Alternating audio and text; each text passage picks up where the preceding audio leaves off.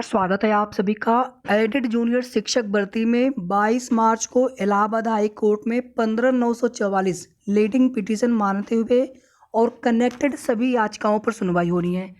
और यहाँ पर बड़ी अपडेट ये है कि मामला आपका सीरियल नंबर 1 पर लग गया है। एडिशनल में ही मामले पर सुनवाई होगी, जैसा कि इसके पहले भी मामला एडिशनल में ही लगता था, लेकिन मैटर एडिशनल में बहुत नीचे लग जा रहा था। लेकिन इस बार मैटर सीरियल नंबर 1 पर लगा है, यानी एडिशनल का मैटर जैसे ही सुना जाना स्टार्ट होगा, सबसे पहले आपके ही केस पर सुनवाई होगी 15,944 में।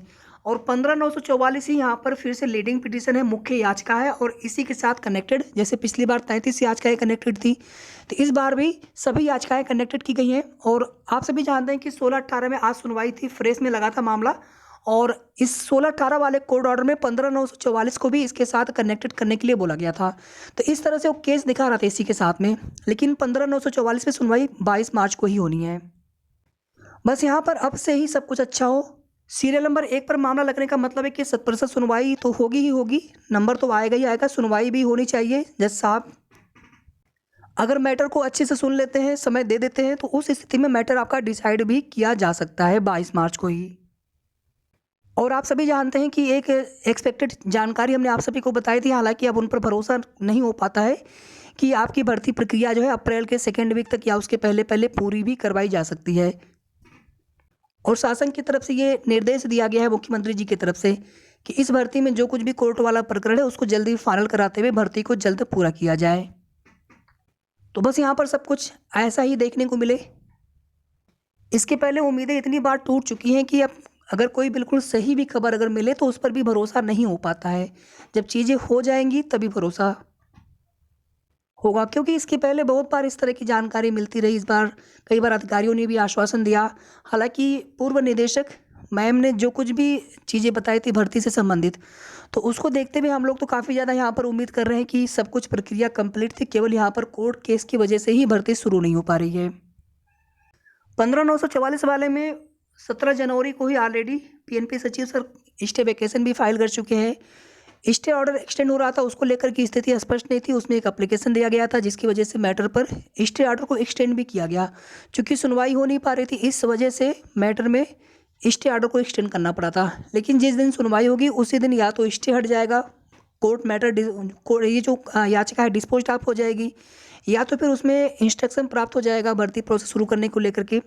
इसके पहले जो कोर्ट ऑर्डर आया था 15,944 में, उसमें ये बोला गया था कि चूंकि इसमें इंटरिम रिलीफ मिला हुआ है याचिकाकर्ता को, भर्ती प्रोसेस रुकी पड़ी है, तो इस मैटर को जल्दी निस्तारित करने की आवश्यकता है। और काफ़ी लंबे समय से ये मामला विचाराधीन है, लंबे समय से ये मामला कोर्ट में सुनवाई हो नहीं पा रही या फिर मैटर डिसाइड नहीं हो पा रहा है। इस तरह से कोर्ट ऑर्डर में आप सभी ने देखा होगा, इसके पहले वाले डेट पर जब कोर्ट ऑर्डर आया था 15,944 में। अब अगर आप यहाँ पर देखेंगे 15,944 में 22 मार्च की यहाँ पर डेट लगी है और सीरियल नंबर 1 पर लगा है मामला। ये एडिशनल की कॉज लिस्ट होती है, 3 से स्टार्ट होती है और इसमें सीरियल नंबर 1 पर मामला लगा हुआ है एडिशनल में। जस्टिस अजीत कुमार सर की बेंच में ये मामला सुना जाएगा, कोर्ट नंबर 34 में। बेंच में बदलाव से आपको बिल्कुल परेशान नहीं होना है, सुनवाई हो जाती है। कोई भी जज साहब मैटर को सुनते हैं तो सुनवाई हो जाती है, उसमें कोई दिक्कत नहीं है। कभी कभी होता है कोई स्पेशल बेंच उसके लिए असाइन की जाती है, तो उस स्थिति में उसी बेंच में मामला लिस्ट करना होता है। लेकिन कई बार क्या होता है कि जज साहब किसी दूसरे बेंच में सुनवाई होती है, या फिर कई बार बेंच में बदलाव होता है, तो कई बार बेंच में इस तरह से मैटर आपका किसी दूसरे बेंच में भी लग जाता है, या किसी दूसरे जज साहब के बेंच में भी आपका मामला सुना जाता है। तो उससे कोई दिक्कत नहीं होता है, बशर्ते वहाँ पर सुनवाई कराने के लिए दोनों पक्ष उपस्थित हों और मामला ऊपर लगे। तो मामला तो ऊपर लग चुका है, एक काम, बहुत बड़ा काम तो यहाँ पर हो चुका है, बशर्ते वहाँ पर 22 मार्च को सुनवाई कराने के लिए सरकारी अधिवक्ता महोदय मजबूत पैरवी करें। भर्ती प्रोसेस शुरू करने को लेकर के कोर्ट से मैटर या तो डिसाइड हो या तो इंस्ट्रक्शन प्राप्त हो। और आप सभी का लंबे समय से इंतजार जो आप सभी कर रहे हैं, उस इंतजार को समाप्त होना चाहिए, भर्ती प्रोसेस जल्द पूरी होनी चाहिए। अगर आप देखेंगे इसमें 17/1/2023 को ऑलरेडी स्टे वेकेशन फाइल कर दिया गया था, लेकिन मामले पर सुनवाई न हो पाने की वजह से पीएनपी सचिव सर की तरफ से एक एप्लीकेशन भी दिया गया था कोर्ट में, जिसमें आप देखेंगे कि फिर जो स्टे ऑर्डर एक बार एक्सटेंड नहीं भी हुआ था, वापस से उसको एक्सटेंड कर दिया गया था। तो कुल मिलाकर के चीज़ें वही थी, मैटर में सुनवाई नहीं हो पा रही थी और उसी वजह से स्टे ऑर्डर एक्सटेंड हुआ था। इसके पहले आप देखेंगे यहाँ पर 20 मार्च की भी डेट फिक्स दिखा रहा है, लेकिन ये 16-18 के साथ था, जो कि मामला फ्रेश में लग गया था। और यहाँ पर अगर आप देखेंगे तो सभी मामले जैसे पहले कनेक्टेड होते थे यहाँ पर 15/944 के साथ में, तो उसी तरह से सभी मामले कनेक्टेड हैं इस बार भी। और थोड़ी देर पहले ऐसा भी हुआ था कि ये जो आप देख रहे हैं यहाँ पर है एडिशनल में, एक बार ये फ्रेश में दिखा रहा था, तो उसके बाद फिर वापस से ये केस स्टेटस अपडेट हुआ और कॉज लिस्ट अभी आई नहीं है 22 मार्च वाली, ये केस स्टेटस अपडेट हुआ है। तो कॉज लिस्ट में भी चीज़ें आपको यही देखने को मिलना चाहिए।